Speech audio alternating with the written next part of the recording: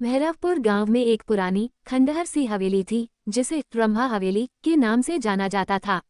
ये हवेली कई सालों से वीरान पड़ी थी और गांव के लोग इसके पास जाने से कतराते थे। उनकी मान्यता थी कि यहाँ एक आत्मा का वास है जो नवविवाहित जोड़ों के लिए खतरा बन जाती है। लोगों का कहना था कि रंभा नामक एक युवती की शादी यहाँ हुई थी, लेकिन उसके पति ने उसे उसी रात धोखा देकर किसी और के साथ भाग जाने का पाप किया था। उस दर्द और अपमान से दुखी होकर रंभा ने अपने जीवन का अंत इसी हवेली में कर लिया। तभी से यह हवेली उसकी आत्मा के कारण भयानक बन गई थी। गांव में इस हवेली से जुड़ी कई कहानियां सुनाई जाती थीं और लोगों का मानना था कि रंभा की आत्मा अपनी अधूरी सुहागरात का बदला लेने के लिए अब भी यहाँ भटक रही है। कुछ महीनों बाद अजय और रानी, एक नवविवाहित जोड़ा, भैरवपुर में छुट्टियां मनाने पहुंचे।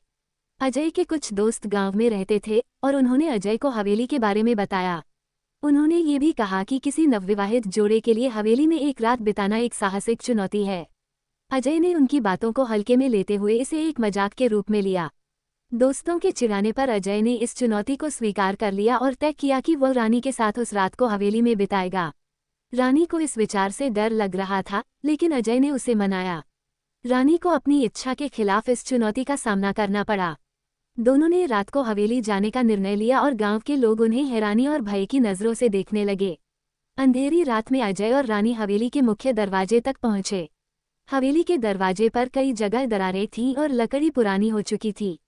हवा के झोंके से दरवाजे की चरमराहट की आवाजें आ रही थीं, जो उस रात को और भी भयानक बना रही थीं। रानी ने जैसे ही हवेली में कदम रखा, उसे लगा जैसे किसी ने उसके कंधे पर हाथ रखा हो।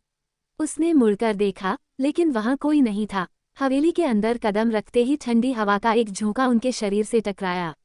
चारों ओर सन्नाटा था और हर चीज एक अजीब सी खामोशी में ढकी हुई थी। जैसे ही वे हवेली के मुख्य हॉल में पहुंचे, रानी का दिल तेजी से धड़कने लगा। उसे ऐसा महसूस हो रहा था कि कोई उनकी उपस्थिति से खुश नहीं है और उनकी निगरानी कर रहा है। हवेली के हॉल में बिखरे हुए फर्नीचर और दीवारों पर लगी पुरानी धुंधली तस्वीरें थीं।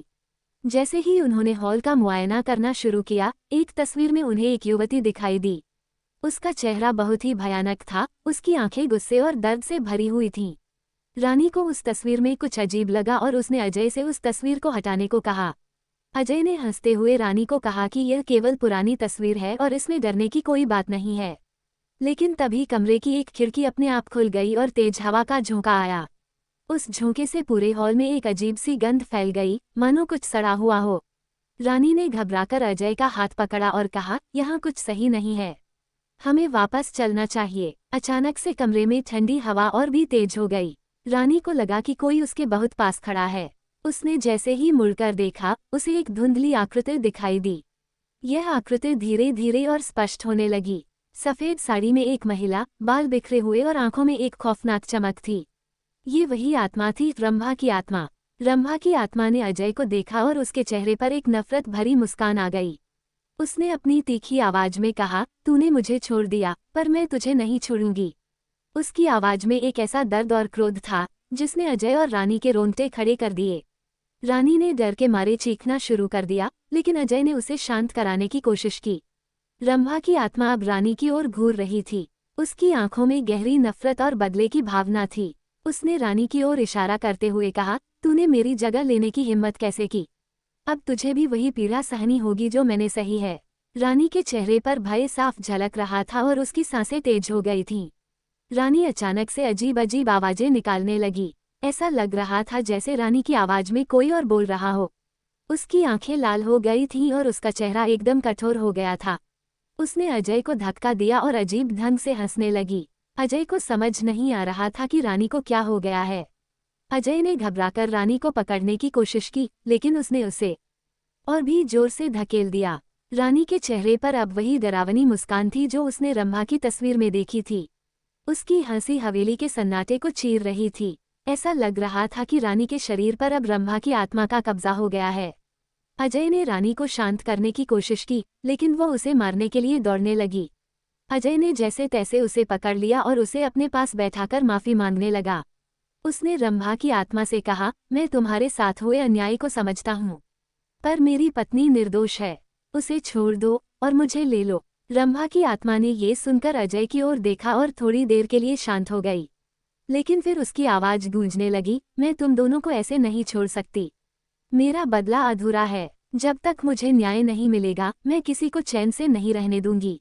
उसकी यह आवाज हवेली में गूंजने लगी और अजय का दिल डर से धड़कने लगा। अजय ने रंभा की आत्मा से विनती की और वादा किया कि वो उसकी आत्मा को मुक्ति दिलवाने के लिए हर संभव प्रयास करेगा। उसने कहा कि वो रंभा को उसका न्याय दिलवाएगा।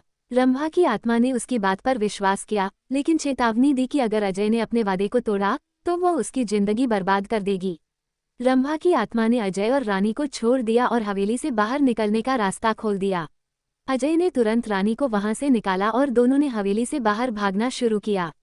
लेकिन जैसे ही वे हवेली से बाहर निकले, रानी एक बार फिर बेहोश होकर गिर पड़ी। अजय को लगा जैसे उसकी सारी शक्ति खत्म हो चुकी है।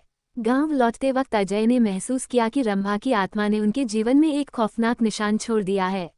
उसने खुद से वादा किया कि वो रंभा की आत्मा को मुक्ति दिलाने के लिए अपनी पूरी कोशिश करेगा। लेकिन उसके दिल में एक अजीब सा डर बैठा हुआ था कि क्या वह सच में अपना वादा निभा पाएगा। अजय और रानी का अनुभव गांव के अन्य लोगों को भी बताया गया और उन्होंने हवेली के पास जाने से सभी को मना कर दिया। गांव के बुजुर्गों ने कहा कि रंभा की आत्मा तब तक शांत नहीं होगी जब तक उसे न्याय नहीं मिल जाता। अजय ने एक पंडित से बात की और उससे रंभा की आत्मा की मुक्ति का उपाय जानने की कोशिश की। इस घटना के बाद अजय और रानी की जिंदगी में एक अजीब सा खौफ छा गया। रानी अक्सर रात को बुरे सपने देखने लगी और अजय को महसूस हुआ कि रंभा की आत्मा अब भी उनका पीछा कर रही है। इस कहानी के बाद दोनों की जिंदगी बदल गई, लेकिन रंभा की आत्मा का डर और उस रात का खौफ हमेशा उनके दिलों में बसा रहा।